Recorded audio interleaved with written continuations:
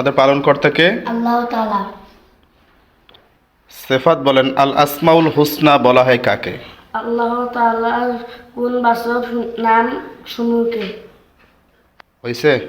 জি। আপনি বলেন খালিক শব্দের অর্থ কি? সৃষ্টিকর্তা। হয়েছে? জি হয়েছে। আপনি বলেন বাসিরুন শব্দের অর্থ কি? স্রষ্টা।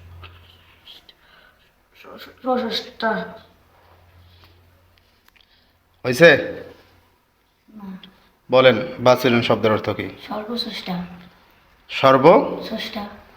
হয়নি, সর্বদ্রষ্টা।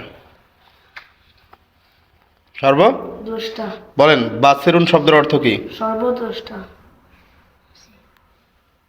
বলেন, আপনি বলেন বাসিরুন শব্দের অর্থ কি? সর্বদ্রষ্টা। সামিউন শব্দের অর্থ কি? সব শুনি। হয়েছে? জি। আপনি বলেন সর্বশেষ নবীর নাম কি? হযরত মুহাম্মদ সাল্লাল্লাহু আলাইহি ওয়াসাল্লাম। হয়েছে? জি। বলেন কাদিরুন শব্দের অর্থ কি? সর্বশক্তিমান। হয়েছে? জি।